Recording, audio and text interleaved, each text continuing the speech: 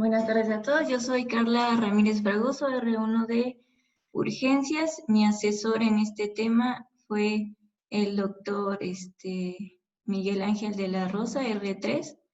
Y bueno, vamos a hablar sobre uropatía obstructiva.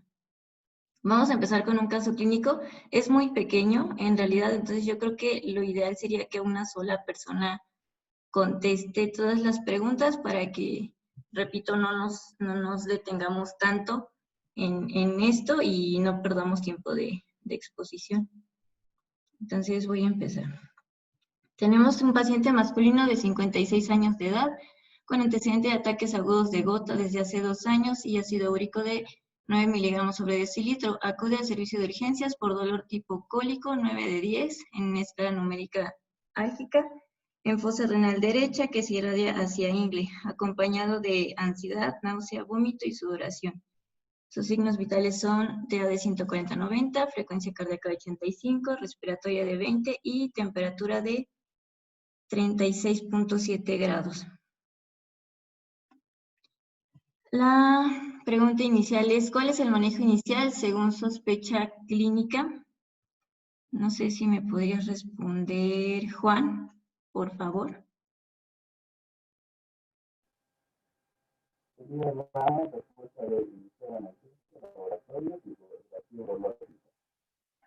Ok. Vas a responder las otras dos preguntas también, porfa. Repite, es algo muy pequeño, entonces, y sencillo además. Se realiza ultrasonido urológico reportando presencia de hito en uréter derecho sin presencia de hidronefrosis. En este caso es recomendable agregar el siguiente medicamento. ¿Cuál sería tu respuesta? ¿Perdón?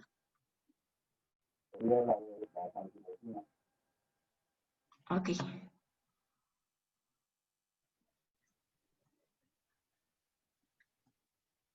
Y por último, una vez controlada la sintomatología, sin presentar complicaciones, se debe realizar la siguiente acción.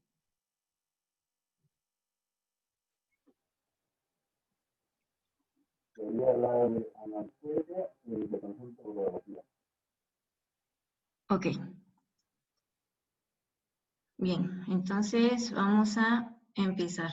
Los objetivos de esta presentación son determinar las causas más comunes de uropatía obstructiva, integrar la patogenia con el cuadro clínico de la enfermedad e integrar la fisiopatología con el tratamiento de la enfermedad.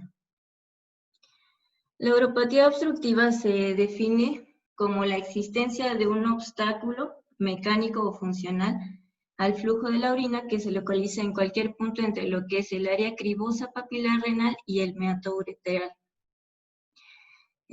Va a producir una dilatación intracavitaria de la vía urinaria por encima de esta obstrucción. La uropatía obstructiva ayuda o promueve el desarrollo de nefropatía obstructiva, produciéndose una dilatación del sistema excretor urinario que puede afectar pues, principalmente lo que son los cálices renales, la pelvis renal, el urete, y dependiendo del nivel en que se localice la obstrucción, pues esta dilatación, dependiendo de dónde se localice la obstrucción es lo que se va a afectar, y a esta dilatación como tal se le conoce como hidronefrosis. La hidronefrosis también se va a dividir por grados, pero bueno, eso lo vamos a ver más adelante. La ventaja cuando se hace un diagnóstico oportuno es que esta es reversible. Entonces, por eso es importante dar el diagnóstico y el tratamiento precoz, principalmente para preservar lo que es la función renal. En los casos en los que no se resuelve el cuadro de uropatía obstructiva, se puede producir un daño funcional y estructural ya de manera permanente. Se puede clasificar según su localización, según su presentación clínica y según el grado de obstrucción. Por localización se divide en supravesical e infravesical, presentación clínica como aguda y crónica, y según el grado de obstrucción como completa o incompleta, también puede ser unilateral o bilateral. Dentro de las causas las podemos dividir como congénitas y adquiridas.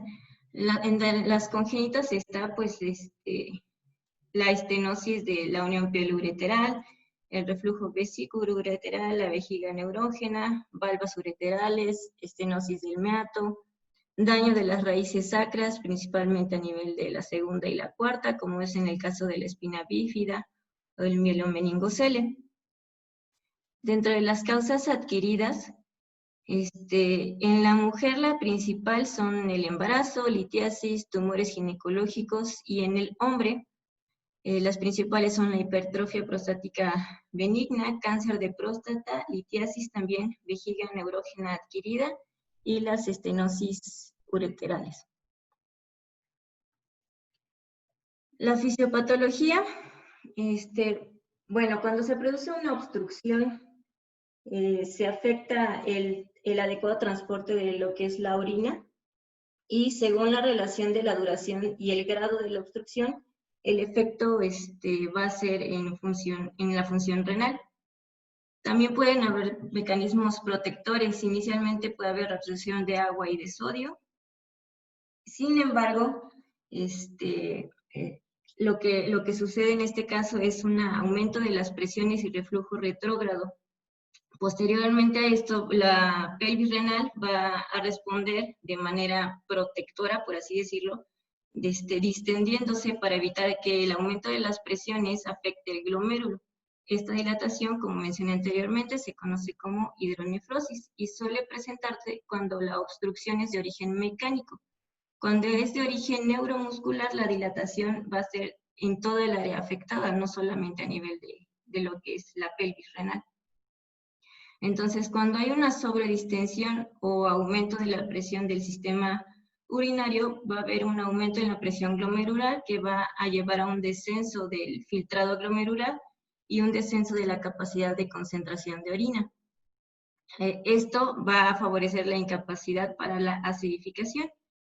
Entonces, esto va a producir una disminución del filtrado glomerular, una deshidratación, disminución de la osmolaridad urinaria y aumento de la creatinina sérica y pH urinario. Para que sea un poquito más fácil comprender lo que es la fisiopatología, la podemos dividir en 3 fases. La fase 1 tiene una duración aproximada de 90 minutos.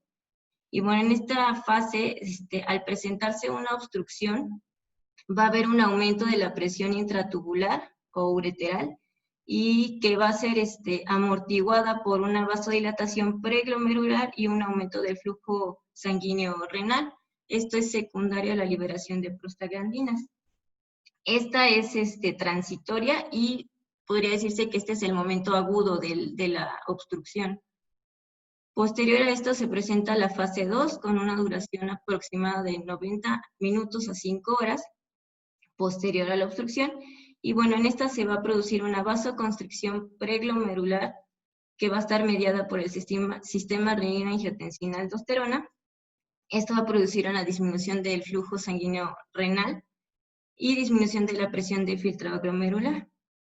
Y posterior a esta, la fase 3, que ya sería una fase crónica, con una duración de más de 5 horas, la vasoconstricción preglomerular y la disminución del flujo renal se van a agravar y por ende agravan la disminución de la tasa de filtrado glomerular. Va a haber una esclerosis glomerular, disminución de nefronas funcionales. Esto usualmente puede presentarse a las 48 horas posterior a la obstrucción. Y va a haber una incapacidad para la concentración de orina, que esto conlleva a una disminución de la osmolaridad urinaria debido a que se produce una alteración en la reabsorción de solutos, principalmente de bicarbonato, a nivel del túbulo distal, y bueno, esto provoca la elevación del pH urinario. También es importante conocer la anatomía patológica en el caso de la uropatía, porque va a haber, como ya mencioné, un aumento de presión. Se va a producir una dilatación de la vía excretora por encima del obstáculo y esto va a conllevar a una hipertrofia y a una hiperplasia de las fibras musculares. Estas son de tipo liso y posteriormente va a haber una pérdida de la elasticidad y capacidad retráctil. La presencia de hidronefrosis va a afectar principalmente lo que son los cálices renales. Inicialmente se afectan lo que son los cálices mayores.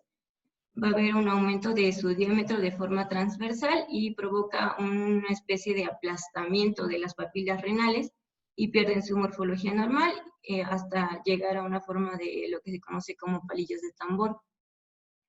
Entonces, como la hidronefrosis se desarrolla de forma retrógrada, lo último en afectarse van a ser los glomérulos, en los que el parénquima renal pues se va a ir adelgazando, alterando su función y bueno, en estos casos es cuando se llega a encontrar lo que se conoce como proteínas de Tamm-Horsfall a nivel de la cápsula de Bowman.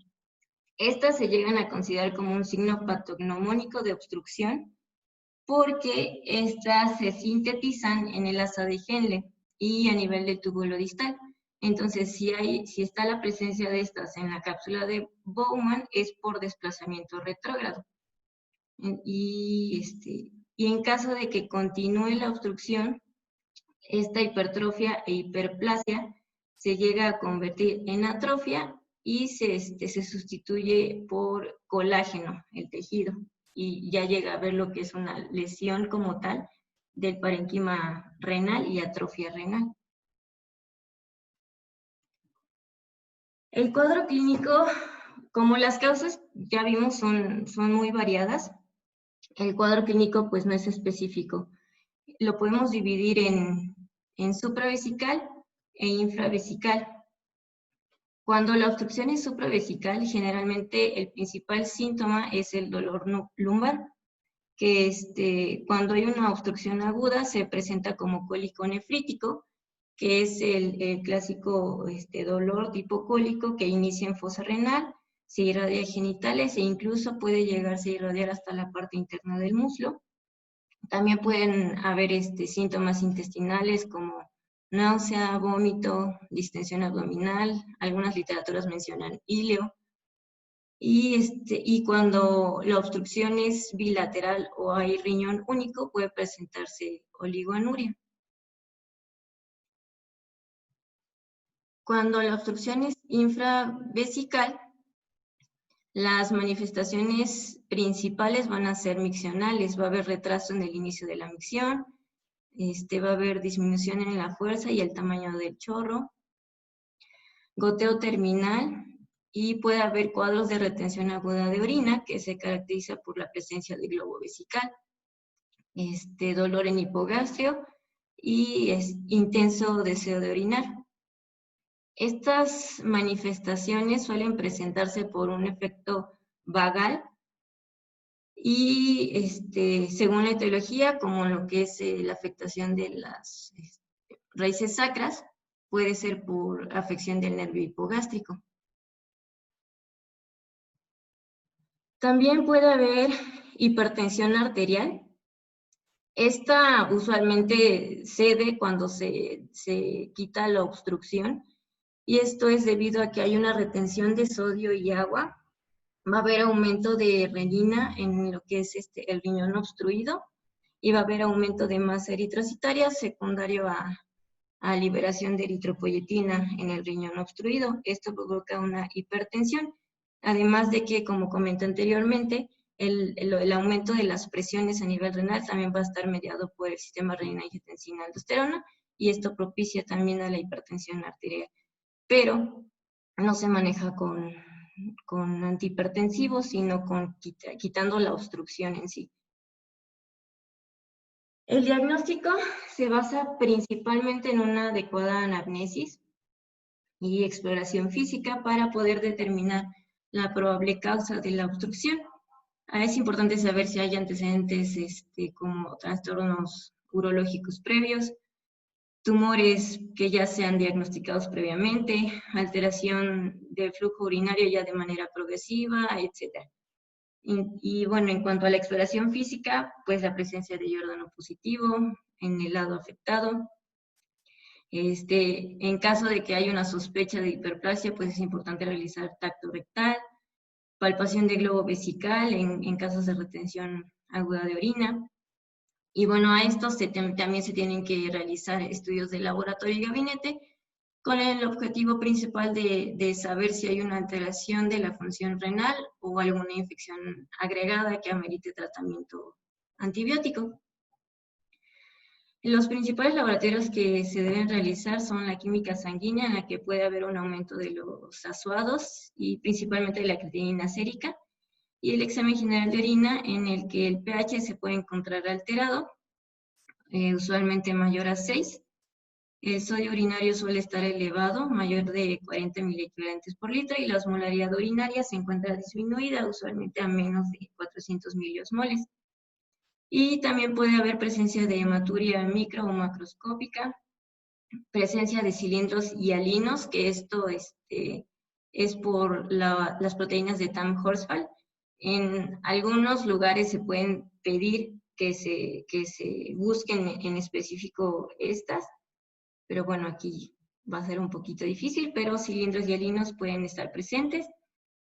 Y puede haber presencia de infección urinaria agregada o bacteriuria. Otros estudios de laboratorio importantes a realizar según la sospecha clínica serían los marcadores tumorales. Estos cuando hay sospecha de hiperplasia o de cáncer prostático se solicitan los específicos para la patología sospechada. También es importante realizar pruebas de imagen. La prueba de imagen inicial, que es más rápida, es la radiografía de abdomen simple. En esta se pueden llegar a encontrar la presencia de litos. Puede haber desplazamiento anómalo de órganos vecinos, lesiones metastásicas óseas. Sin embargo, cuando hay una superposición, bueno, si hay superposición intestinal y de estructuras óseas, pues esto afecta la visión, principalmente si hay búsqueda de litos. Y si estos son menores de 4 milímetros o localizados en lo que es uréter medio o distal, pues no van a ser visibles por radiografía simple de abdomen. Esta prueba de imagen tiene una sensibilidad del 45 al 59% y una especificidad del 71 al 77%. Otra prueba de imagen es la ecografía, que es prácticamente la ideal.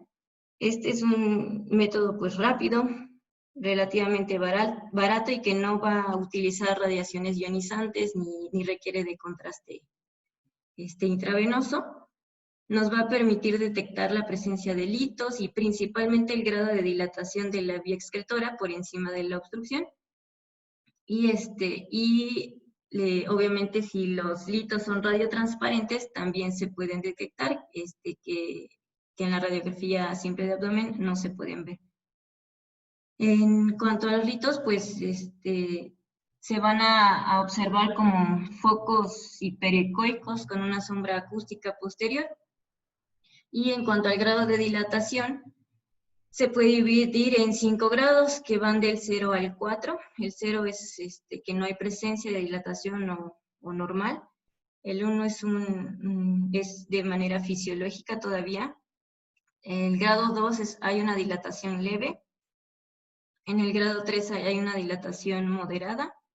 Y en el grado 4 hay una dilatación severa ya con presencia de atrofia cortical. También mencionan otras literaturas que pudiese hacerse la ecografía de manera rápida al lado de la cama del paciente, utilizando el modo B con Doppler color para identificar lo que es la presencia de la obstrucción. Datos sospechosos de obstrucción son el artefacto de centelleo o twinkling o cola de cometa, que es con los que se puede, son sinónimos los tres. Y además también se puede saber si el origen es obstructivo o no mediante el índice de resistencia intrarrenal. Su rango normal va a ser de 0.6 a 0.7. Y cuando un índice de resistencia es mayor a 0.7 o hay una diferencia mayor al 10% entre los dos riñones, se diagnostica como de origen obstructivo. Aunque, bueno, hay que tomar en cuenta que esta puede variar según la edad, la presión sistólica y si hay afección de la función renal. Esta tiene una sensibilidad del 93% y una especificidad del 100% para la detección de obstrucción.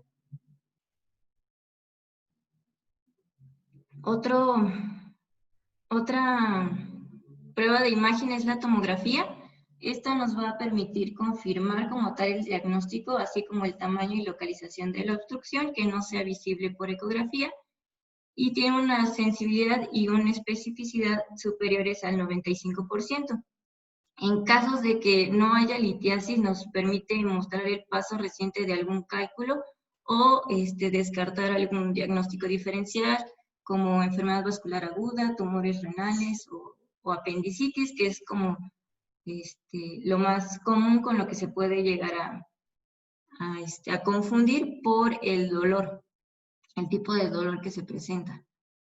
El urograma intravenoso es otra prueba diagnóstica y esta nos puede orientar sobre la causa de la obstrucción. Si es, por ejemplo, un cálculo radiopaco, puede presentarse como una interrupción no lineal o convexa hacia la base. Si la obstrucción no es completa, puede haber un ensanchamiento localizado del uréter, principalmente obviamente a nivel del cálculo. Y si es radiotransparente el cálculo, puede presentarse como una laguna intraureteral. Y en casos de obstrucción completa, la interrupción va a ser en el borde inferior, convexo hacia arriba.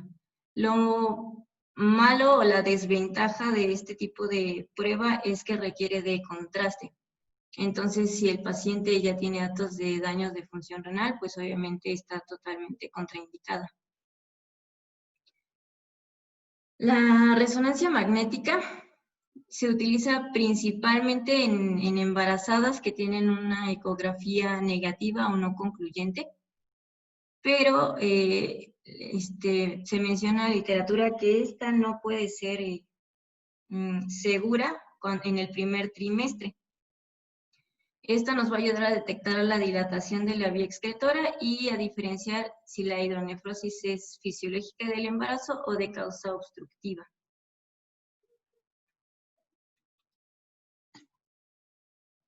En cuanto al tratamiento, enfocado a lo que es el servicio de urgencias, va a ser el control del dolor, la sintomatología agregada y a preservar lo que es la función renal.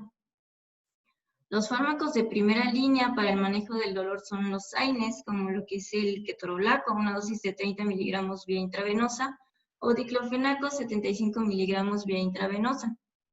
Esto es porque, bueno, hay algunas referencias que mencionan que es mejor el uso de opioides que de AINES, pero encontré un metaanálisis que se realizó en el 2017 de la Asociación Europea de Urología con 36 estudios, donde se comparó la eficacia de estos dos, el uso de AINES y el uso de opioides, y se concluyó que los AINES controlan el dolor de igual forma que los opioides, y además que requieren menos analgesia de rescate y tienen menos síntomas agregados como lo que sería la náusea o el vómito, que los opioides sí los llegan a presentar, como el tramadol. Sin embargo, estos no pueden utilizarse si hay daño de la función renal. Ahí sí tendrían que utilizarse los opioides como primera elección, ya que el uso de AINES propicia o agrava la lesión renal. Entonces es importante por eso, saber el tiempo de obstrucción, si esta es aguda, difícilmente llega a presentarse una lesión renal. Y según las fases que vimos, si ya lleva más de 5 horas, probablemente ya empiece con datos de daño renal. Y bueno, en caso de que se llegue a presentar náusea o vómito, se puede agregar lo que es la metoclopramida. Las literaturas no recomiendan el uso de butiliocina para el manejo del dolor, como coadyuvante del manejo del dolor, ya que esta va a provocar espasmo de la musculatura, que ya vimos que ya está afectada como tal desde su fisiopatología, y suponiendo que lleguen a ser litos pequeños, pues va a evitar su expulsión.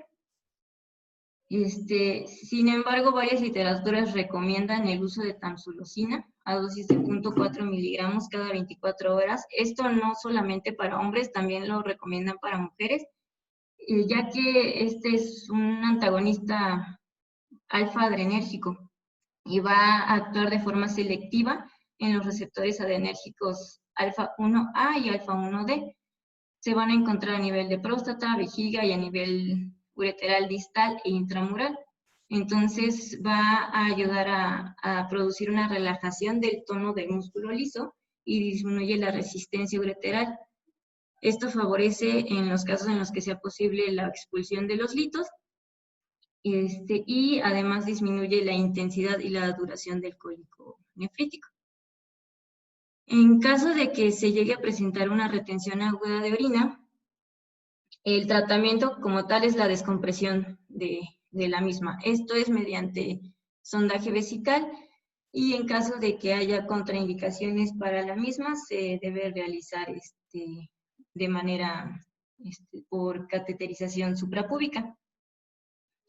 Sin embargo, es importante tomar en cuenta las posibles complicaciones por una descompresión rápida de la vejiga. Estas pueden ser hematuria, hipotensión y diuresis postobstructiva. Leí algunas referencias que mencionan que no hay una evidencia como tal que diga que el vaciamiento rápido de la vejiga el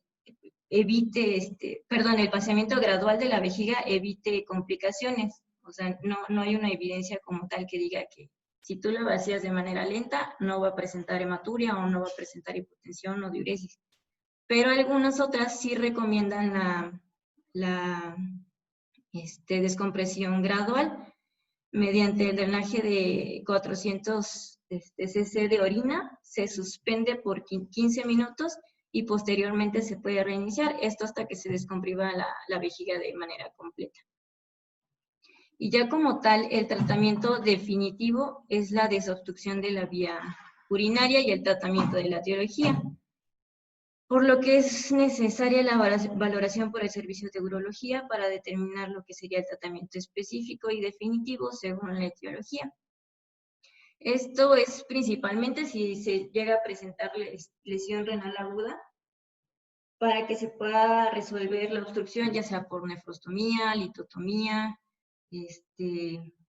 colocación de catéter doble J, resección transuretral de próstata o lo que sea que proceda según la causa de la obstrucción. En caso de que haya lesión renal aguda, se va a manejar como tal, y es importante checar lo que es el estado volémico del paciente y los electrolitos del paciente posteriormente a la desobstrucción, principalmente porque en casos de que haya una elevación importante de los asuados, se puede producir una poliuria osmótica que induce a la deshidratación e hipocalemia. Y también puede presentarse daño túbulo-intersticial que favorece la pérdida de agua y sodio.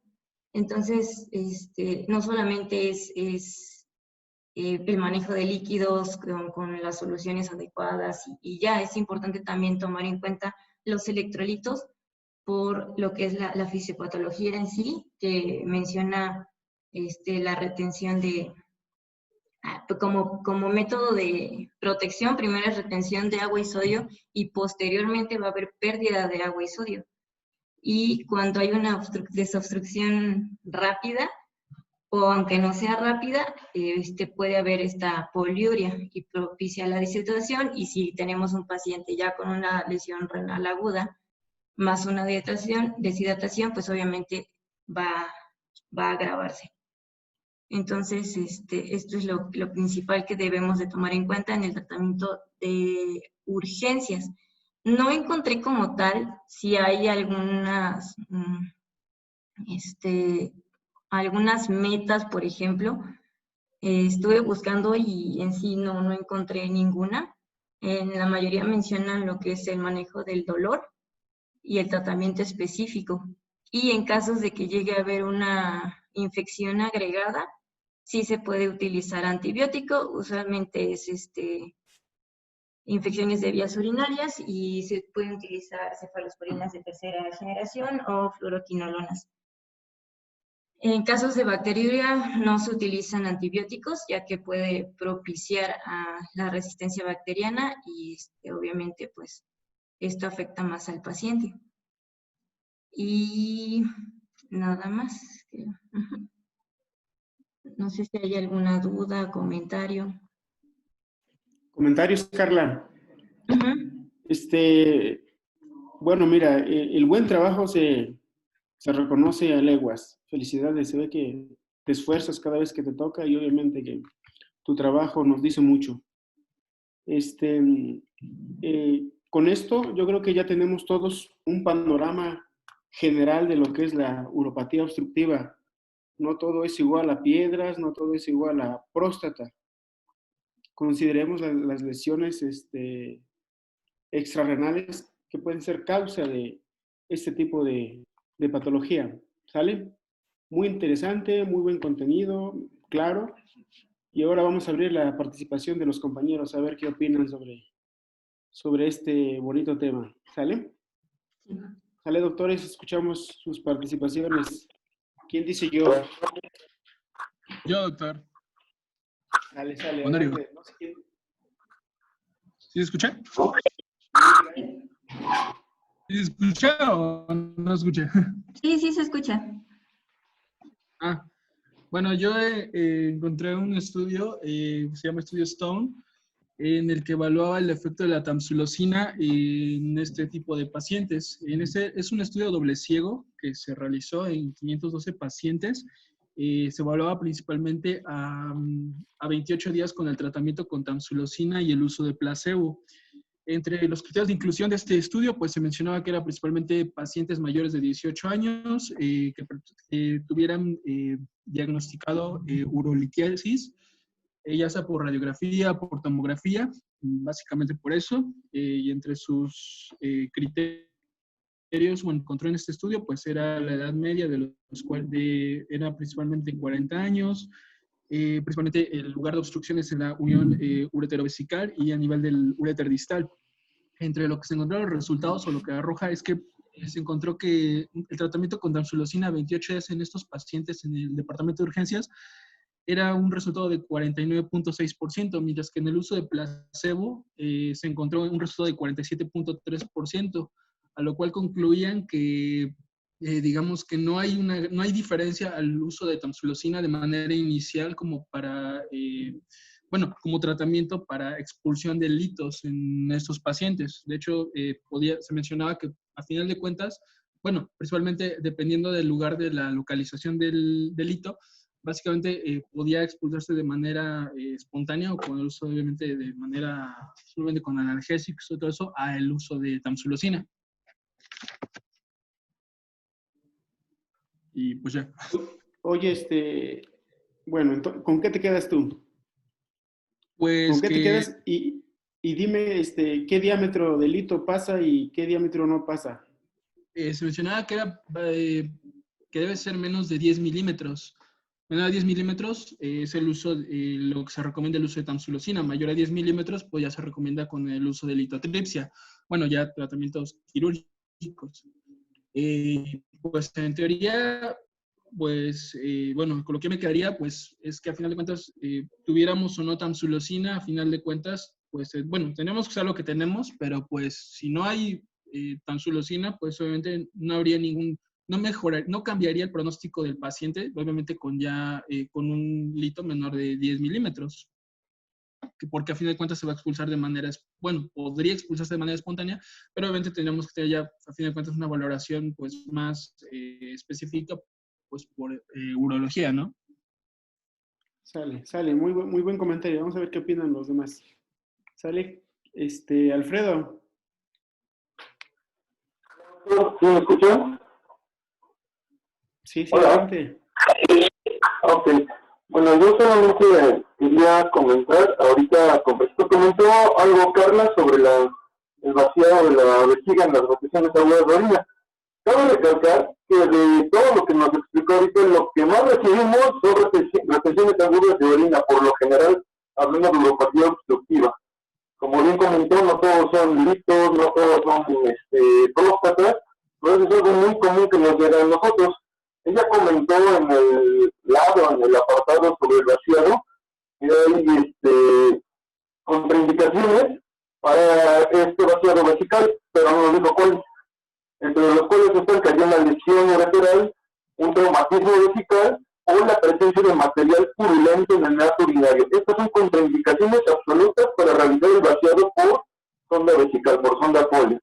Ahora, si nosotros requerimos realizar un vaciamiento suprapúbico, también tenemos unas contraindicaciones, que es cuando no identificamos bien a la vejiga, cuando se tiene conocimiento de que hay una tumoración vesical, o si hay heridas o celulitis alrededor de donde nosotros tendríamos que hacer la incisión para colocar esta sonda.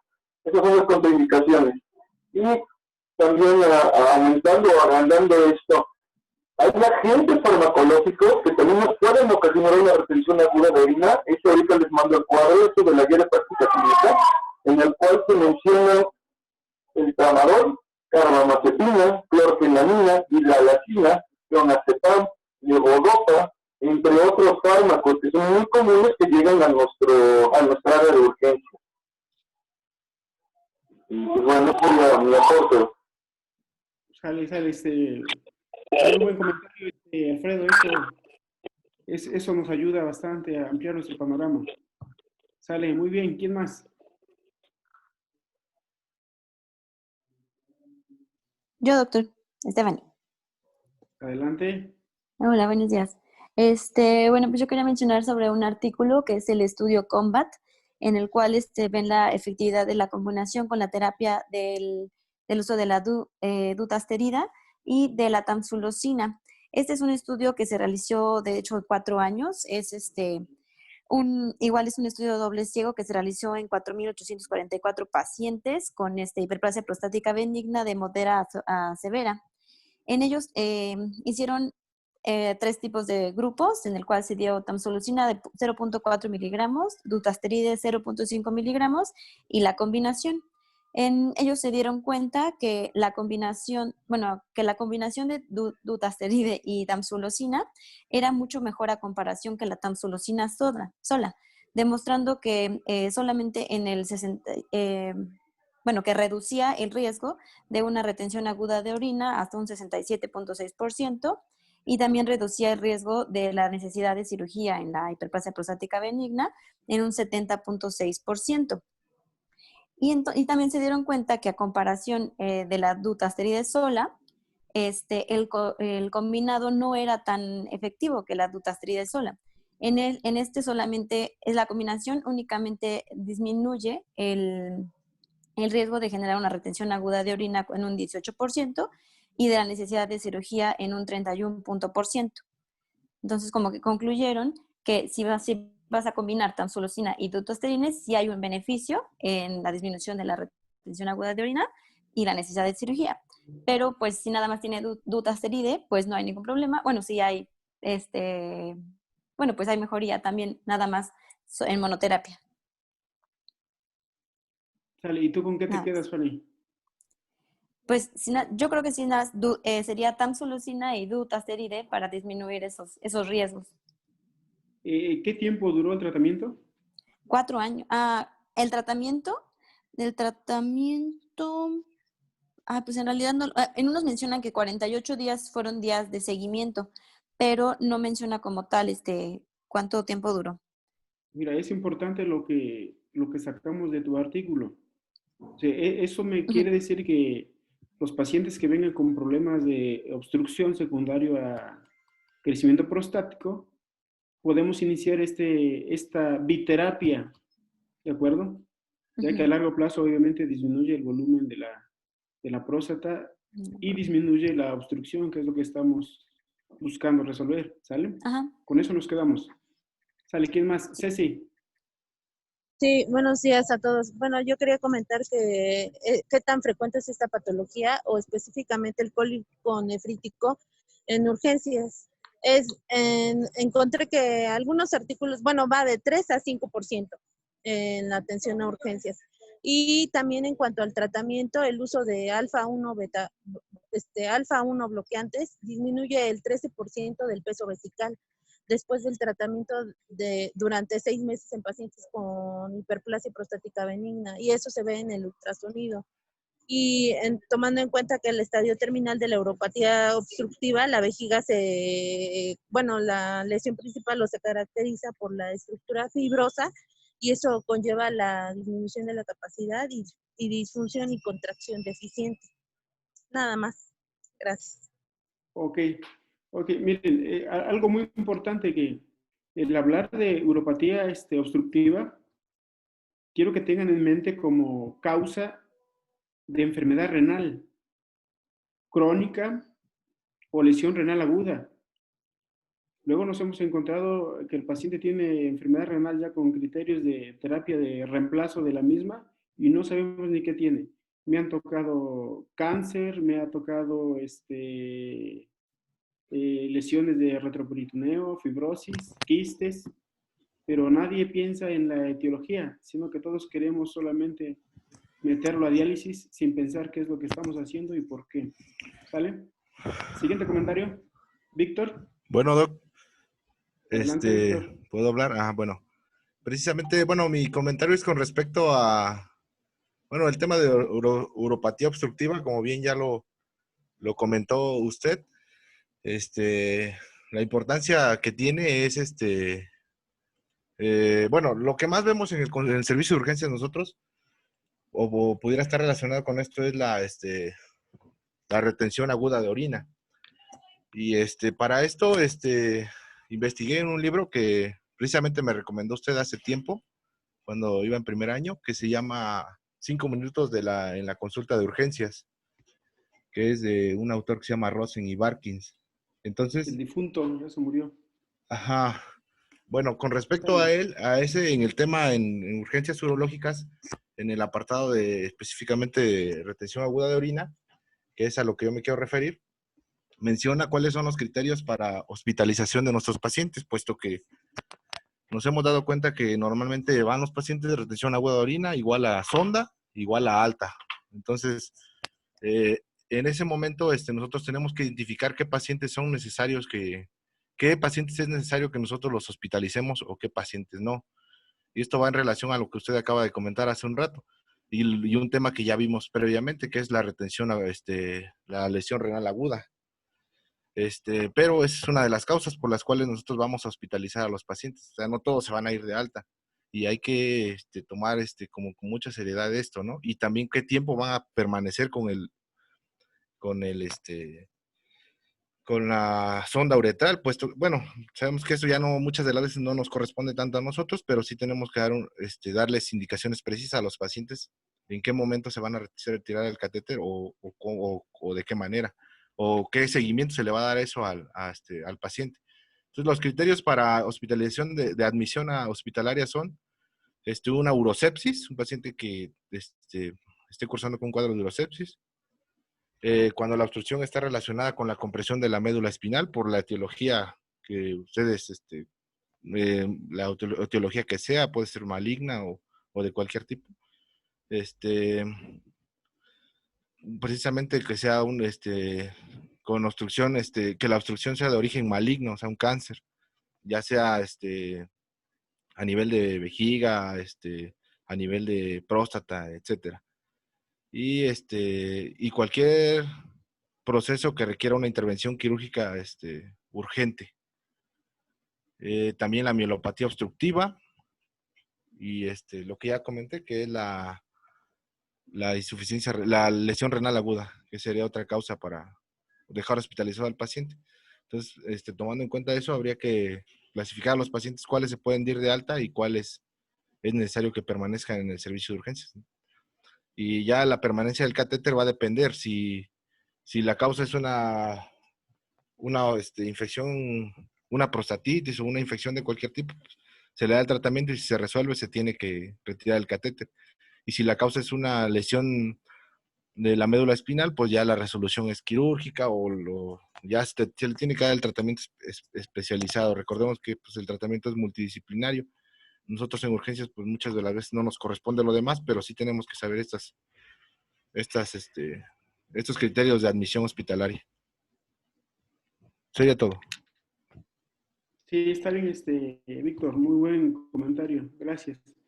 Hay que recalcar que una lesión renal aguda persistente puede ser causa de una enfermedad renal crónica establecida y con todas las complicaciones que ustedes ya saben. Así que mucho ojo, ¿sale? ¿Quién más?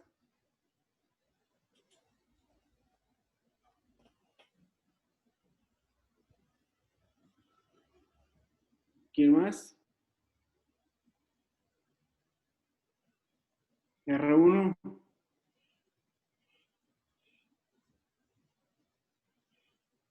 Acuérdense que estamos en el módulo del R1. Obligados tienen que contestar. Si no da tiempo por este medio, tienen que hacerlo en el Classroom, pero tienen que comentar. ¿Sale? ¿Quién más quiere hablar? Hola. Hola, buenas tardes. Respecto a lo que comentaba Adelante. el doctor Víctor en los criterios para Laura, hospitalización. adelante. Sí. Pégate un poco más el micro, porfa. Sí. Respecto a lo que habló el doctor Víctor de los criterios para hospitalización, yo leí un artículo donde se llama Importancia de parámetros clínicos y analíticos de la sepsis grave en la uropatía obstructiva. Y mencionaba o hacía referencia a que la sepsis urinaria obstructiva es una entidad infradiagnosticada con una elevada morbimortalidad e importantes costes asociados. Esto por un infradiagnóstico. A veces pensamos que es una infección urinaria a lo mejor que no está condicionando o que no está comprometiendo todo el organismo, pero la mayoría de veces ya hay un fracaso o un fallo orgánico o multiorgánico. Y de ahí la importancia de que los criterios clínicos de hospitalización pues, se identifiquen adecuadamente. Nada más. Ok, ¿quién más?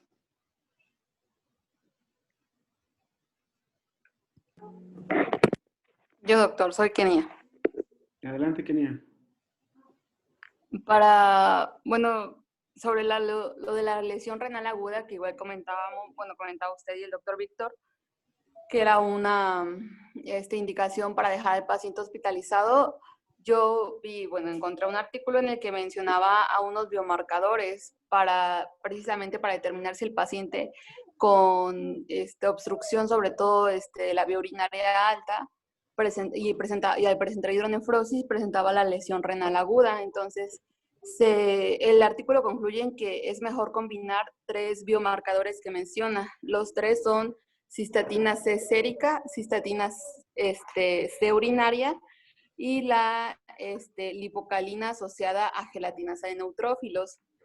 Porque si los usamos de forma individual, la cistatina C urinaria no se eleva conforme va aumentando la hidronefrosis, cosa que si lo hace la cistatina C sérica. Sin embargo, la cistatina C urinaria se eleva más rápido que la cistatina C sérica, y la lipocalina asociada a la gelatinasa de neutrófilos, decía que era como muy específica igual porque era en pacientes, había visto pacientes que cursaban con hidronefrosis, además de está asociado a la obstrucción de la vía urinaria alta. Pero lo malo de esta individualmente es que no solamente se iba a asociar como tal en pacientes con hidronefrosis.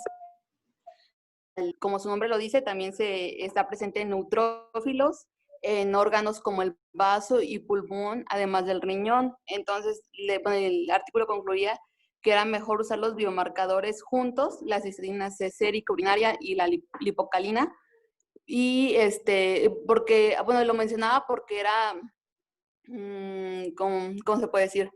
Era una forma más rápida o más temprana de buscar al paciente con lesión renal aguda, porque como es muy probable que un paciente con obstrucción de la vía urinaria, hay veces que solamente son unilaterales, pues la creatinina no siempre se va a elevar en ellos, a pesar de que ya cursen con la lesión renal aguda.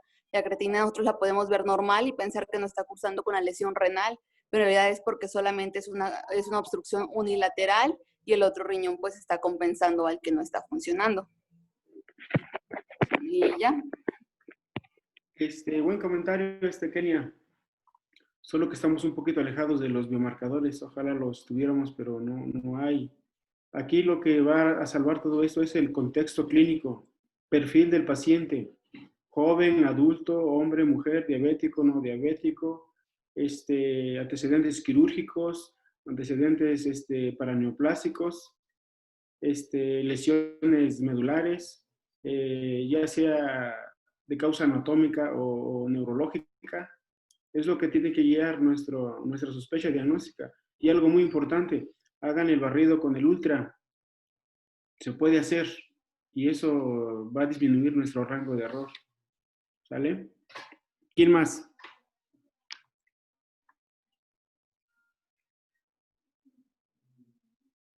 ¿Nadie más? Vamos, el tema está muy interesante. Es pan de todos los días en nuestro servicio. Rojo, Mónica, Oscar.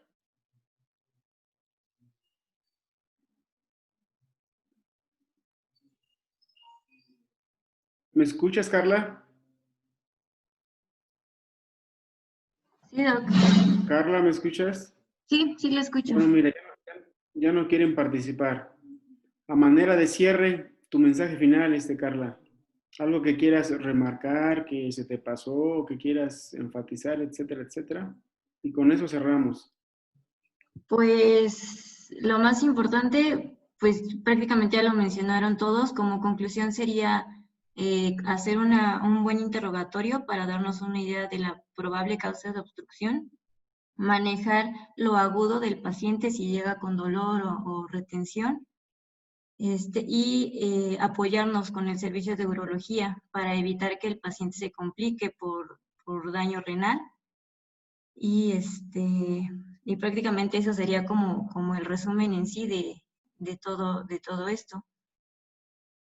Y como Ok. mencionó, bueno, en mi caso, cuando estuve leyendo yo no sabía lo del el barrido, lo del índice de resistencia. Para mí era nada más lo que si hay litos o no, si hay hidronefosis o no, mediante el reporte de ultrasonido. Pero es algo que yo en lo personal no conocía y que podríamos hacer en el servicio de urgencias si se da la oportunidad y el tiempo para hacerlo. Y como mencioné, tiene una especificidad del 100%, entonces pues prácticamente no habría error si lo hacemos. Y nada más. Muy bien. Bueno, con esto se concluye el tema de hoy y solamente recordatorios. Participen en el Classroom, hay que cumplir con las actividades. Muchos me deben SEMS, muchos me deben mapas para ya concluir los módulos. Y otra cosa, Carla, envíame la grabación porque la voy a subir a contenido de este tema en el salón que estamos trabajando. ¿Sale? Sí, échenle ganas con sus protocolos. Me da gusto que varios ya los llamaron y no tuvieron las manos en blanco. Ya entregaron algo y ya más o menos saben lo que tienen que hacer. Así que adelante, pueden terminar bien y en menos de lo que termine este año. ¿Sale?